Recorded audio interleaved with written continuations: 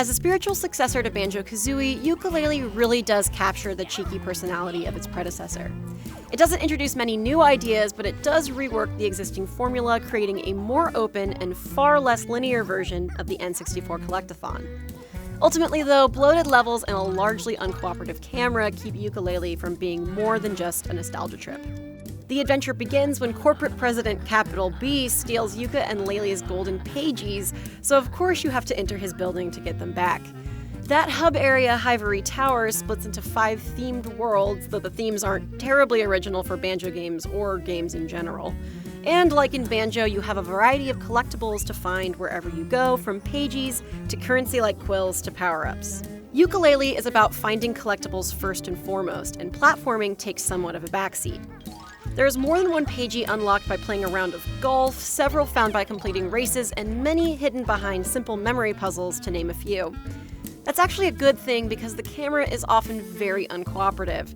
It locks into place at seemingly random points and even swings wildly in tough spots, making the platforming challenges that are there terribly frustrating and time-consuming. When most of your time goes toward the collectibles that are the least fun to get, that's a problem. Once I unlocked the ability to fly for limited periods of time, I started cheating completely to get around platforming I didn't want to do. I most consistently enjoyed the hub world, where the power-up collectibles are hidden in clever spots and the pages are locked behind challenging puzzles that make good use of Yooka-Laylee's moveset and strategies you pick up in the actual worlds.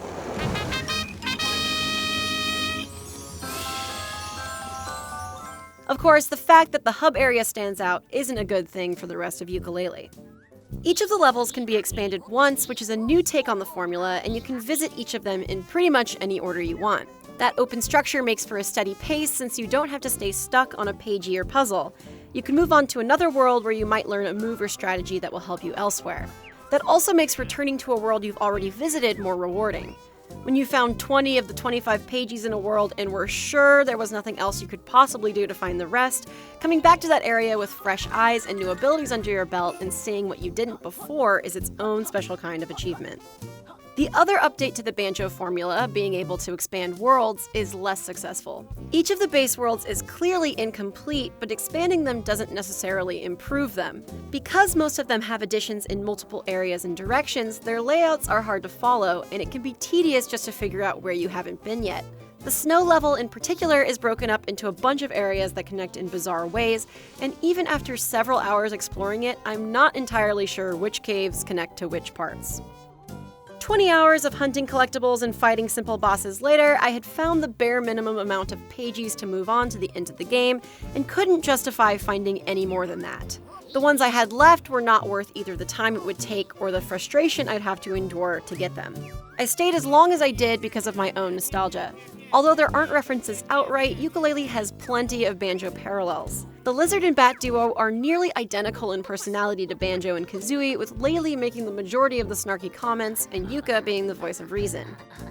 On top of that, the collectibles and moves are very similar in function to their counterparts in the Banjo games, and the music features many of the same familiar motifs.